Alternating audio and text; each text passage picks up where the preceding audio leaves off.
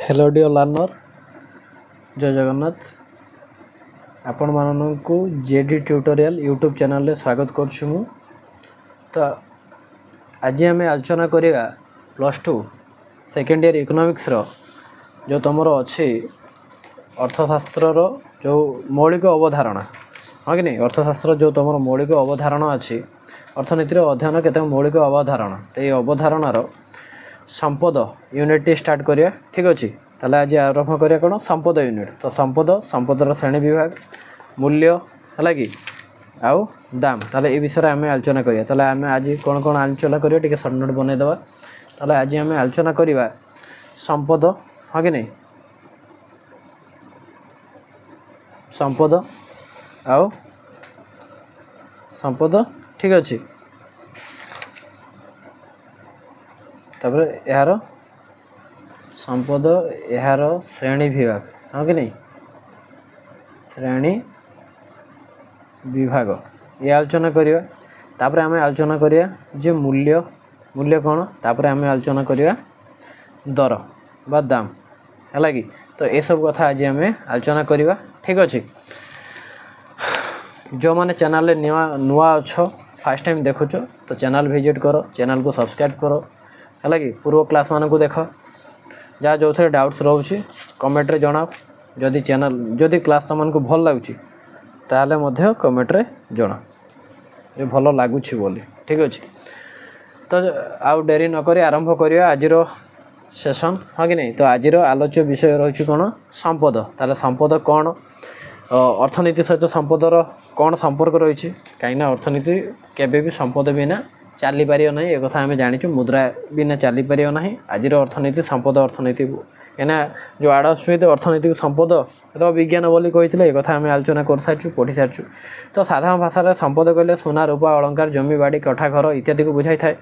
मात्र अर्थनीतिर संपद शब्दर अर्थ स्वतंत्र किसी अलग ताले संपदर अर्थ कौन ना विनिमय मूल्य ध्यान देकी मन रखियो आ पूरा भल की देख कनसेंट्रेशन को बढ़ाइब विनिमय मूल्य बा क्रय शक्ति थिबा वस्तुगुड़िकर भंडार बा समष्टि को अर्थनीति संपद बोली कहुए हाँ कौन कहला विनिमय मूल्य थी अर्थात एक्सचेंज पावर थी विनिमय मूल्य बा क्रय शक्ति थिबा वस्तुगुड़िकर भंडार को आम भंडार बा समष्टि को अर्थशास्त्र संपद बोली कही था कहुए अर्थात जो सब द्रव्यर क्रय शक्ति बिना मूल्य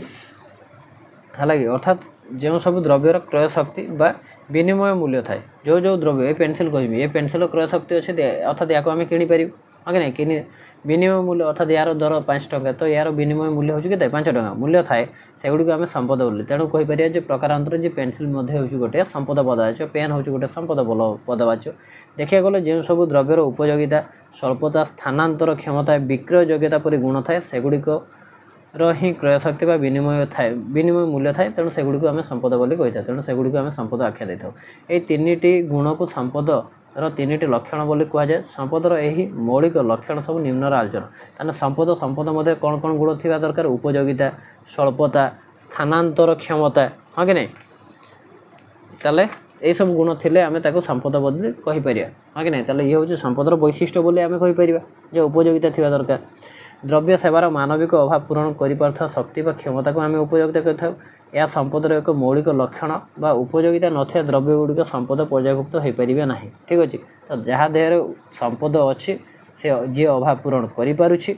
आम अर्थात जहाँ बुझीगला जहाँ भितर अभाव पूरण करने शक्ति अच्छी ठीक अच्छे ताकू आम संपद बोली कही था कथा मन रहा आसला स्वल्पता स्केर्सिटी स्वल्पता हूँ संपदर अन्यतम मौलिक लक्षण सीमित परिमाण रे उपलब्ध होता गुण को द्रव्यर स्वल्पता तमें उदाहरण नब सूर्य आलोक सीमित परिमाण उपलब्ध हो न थाए से कारण हेतु आम ताको संपद पदवाच्य कहीपर ना मात्र जो सब द्रव्य सीमित परिमाण रे उपलब्ध होता है जमी पेन सीमित परिमाण उपलब्ध हो पेनसिल बही खाता ये सब खाद्य पदार्थ ये सब कौन सीमित परिमाण उपलब्ध अच्छे तेणु यह स्वल्पता अच्छी जार स्वल्पता अच्छी संपद बोली कहुए आवश्यक चाहिदा तुलन जो सब द्रव्य अपेक्षाकृत सीमित परिमाण उपलब्ध होता है मिली था सेगुड़िक है कि सेगुड़िकर स्वल्पता थाए स्वल्पता थी वस्तुर विनिमय मूल्य थाए तार संपद पदवाच्य होता है ठीक अच्छे स्वल्पता थी वस्तुर विनिमय मूल्य थाए अर्थात आम एक्सचेंज कर तेणु ता संपद पदवाच्य होता है नदी कूलर पानी और मुक्त बायर स्वल्पता ना संपद श्रेणीभुक्त हो न था मात्र सहर में से द्रव्य संपद रूपे परिगणित होता है स्वल्पता थी हेतु से द्रव्य को सहर संपद बोली कहुए से दृष्टि वर्षा जल मुक्त वायु है कि एसबू कौन हो एसबू वस्तु बा एसबू पदार्थ संपद रूपे गृहीत होता ना तापर आसला स्थानांतर क्षमता जो जिनसर स्थानांतर क्षमता थाए ताको संपद पदवाच्य ताले मो प्रश्न तुमको जो तुमकर घर अच्छी जमी जायगा अच्छी तो से सब संपद पदवाच्य हम कि नहीं तार तो स्थानांतर क्षमता ना तो यहाँ तुमने निजे अनुभव कर मत जन ठीक अच्छे जो जमी जायगा कि घर बाड़ी ये सब संपद पदवाच्य हो पार कि ना देख संपदर अन्य एक आवश्यक गुण है स्थानांतर क्षमता जदि संपदर स्थानांतर क्षमता अच्छे आम संपद पद जदि द्रव्यर ठीक अच्छे स्थानांतर क्षमता अच्छे संपद पदवाच्य कहीपर गोटे स्थान अन्य स्थान को मालिकाना परिवर्तन कर जड़े व्यक्ति पाखर अन्य जन व्यक्ति पाखक द्रव्यर अदल बदल होबार क्षमता को स्थानांतर क्षमता बोली कहुए ठीक अच्छे तो जहाँ द्वारा ये क्षमता अच्छे संपद कहुए अर्थात द्रव्यर स्थानांतर मालिकाना परिवर्तन करवा क्षमता को तार स्थानांतर क्षमता कहुए अर्थात द्रव्य को चेंज करी अर्थात द्रव्य गोटे स्थान गोटे स्थान को नहीं तार मालिकाना चेंज कर मनकर गोटे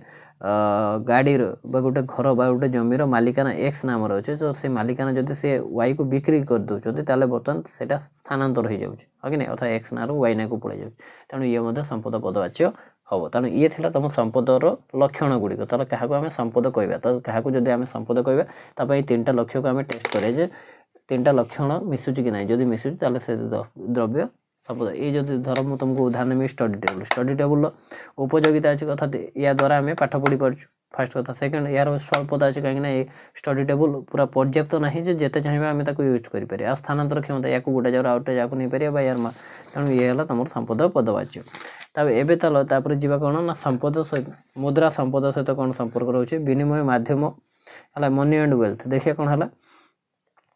जो तुम कौन बिलिम ये गोटे उदाहरण कौन अच्छी मात्र जड़े गायक कंठस्वर संपद पदवाच्य हो न था देख कौन आसला मुद्रा और संपद कौन कहला विनिमय माध्यम मूल्यर परिमापक तथा संचयक रूपे साधारण भाव गृहीत होता वस्तु मुद्रा भाव परिचित है तो जी विनिमय माध्यम हो मूल्य को संचय कर माप कर से वस्तु को आम मुद्रा भाव परिचित अर्थात मुद्रा कौन मुद्रा हूँ विनिमय माध्यम मूल्य परिमापक और संचयक भंडारक धातु निर्मित धातु मुद्रा अथवा कागज प्रस्तुत कागज नोट किंबा वाणिज्यिक बैंकर जमा बैंक मुद्रा को आम मुद्रा बोली कहू एसबू किसमर मुद्रार स्वल्पता स्थानांतर क्षमता रही था बेले निजस्व उपयोगिता नहीं अर्थात गोटे कागज नोट को जब आम मुद्रा कहे तार कौन निर्दिष्ट उपयोग अच्छी कि ना से दृष्टि मुद्रा को संपद कह न जाई संपदर प्रतिनिधि बोली कहुए तेणु केबे आम मुद्रा को संपद पदवाच्य करें कागज नोट को आम के संपद बोली कहीपर ना गोटे धातु मुद्रा अथवा कागज नोट केवल सरकारी आदेश बल विभिन्न द्रव्य सेवा विनिमय आदान प्रदान होता है मात्र यही आदेश प्रत्याहत होगला गोटे साधारण क्रय शक्ति हर बसए तार कौन क्रय शक्ति न था अर्थात से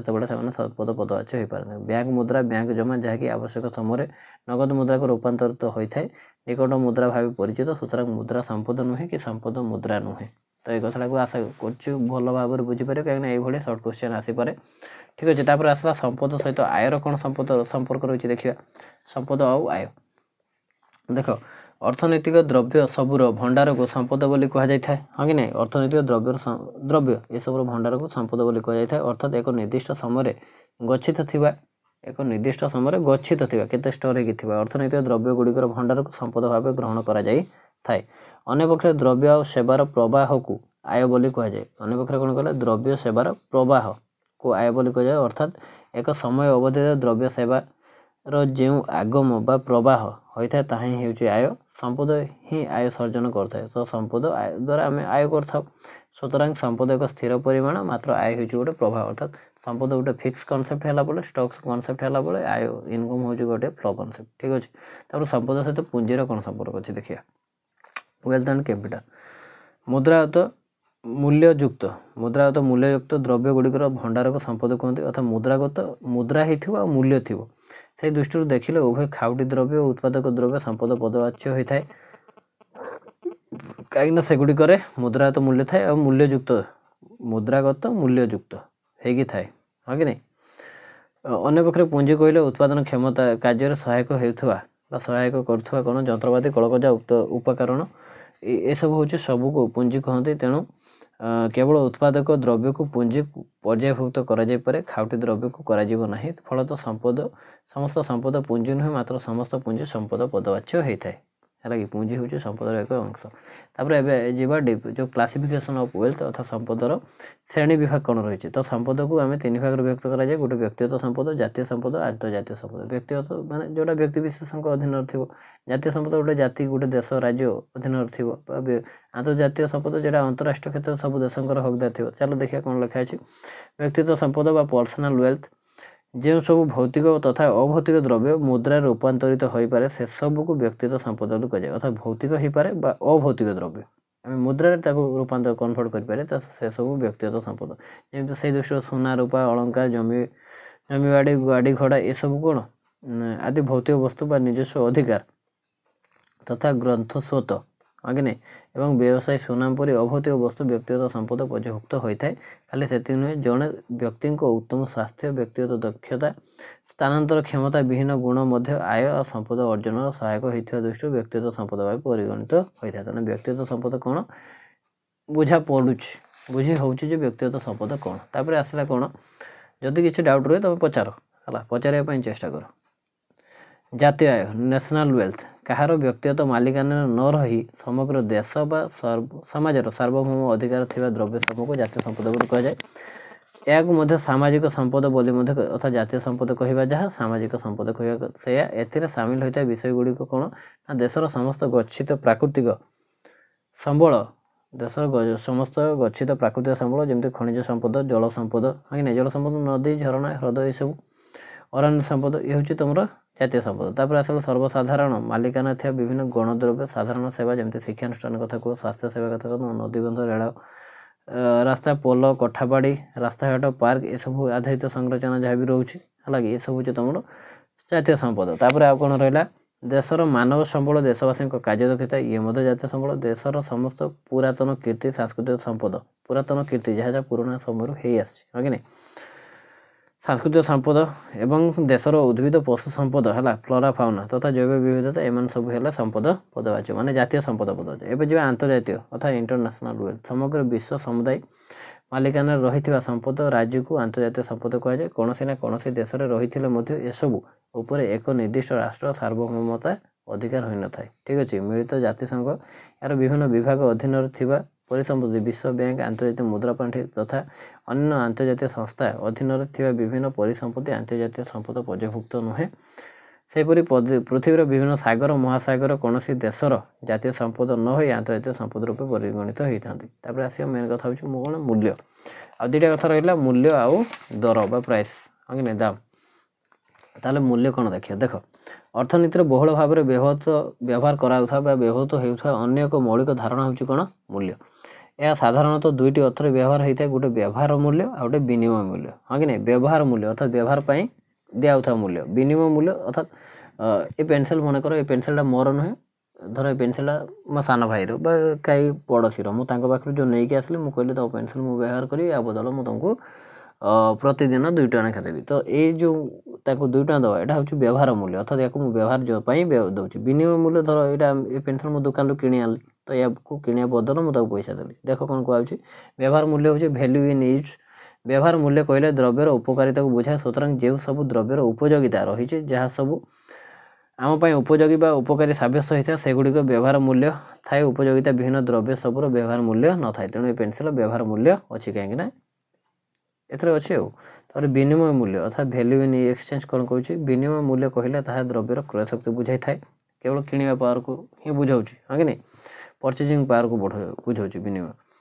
ଅନ୍ୟାନ୍ୟ ଦ୍ରବ୍ୟ ତୁଳନାରେ ଗୋଟିଏ ଦ୍ରବ୍ୟର କ୍ରୟ ଶକ୍ତି ହିଁ ତା'ର ବିନିମୟ ମୂଲ୍ୟ ନୁହେଁ। କ'ଣ କହିଲା, ଅନ୍ୟାନ୍ୟ ଦ୍ରବ୍ୟ ତୁଳନାରେ ଗୋଟିଏ ଦ୍ରବ୍ୟର କ୍ରୟ ଶକ୍ତି ହିଁ ହେଉଛି ତା'ର ବିନିମୟ ମୂଲ୍ୟ ନୁହେଁ। ଦ୍ରବ୍ୟର ବିନିମୟ ମୂଲ୍ୟ ତା'ର ଚାହିଦା ଆଉ ଯୋଗାଣ ଉପରେ ନିର୍ଭର କରିଥାଏ। ସୁତରାଂ ଆବଶ୍ୟକତାଠାରୁ କମ୍ ପରିମାଣରେ ଉପଲବ୍ଧ ହେଉଥିବା ବସ୍ତୁ ଗୁଡ଼ିକର ହିଁ ବିନିମୟ ମୂଲ୍ୟ ଥାଏ, ଅର୍ଥାତ୍ ଆବଶ୍ୟକତାଠାରୁ କମ୍ ପରିମାଣ ଉପଲବ୍ଧ। ସେହି ଦୃଷ୍ଟିରୁ ମୁକ୍ତ ଦ୍ରବ୍ୟ ଗୁଡ଼ିକର ବିନିମୟ ମୂଲ୍ୟ ପ୍ରାୟତଃ ନଥାଏ ହଁ କି ନାହିଁ। ମୁକ୍ତ ଦ୍ରବ୍ୟ ଯେମିତି ସୂର୍ଯ୍ୟାଲୋକ କଥା କହିବା, ଖୋଲାରେ ବାୟୁ, ଖୋଲାରେ ପାଣି ଏସବୁର କୌଣସି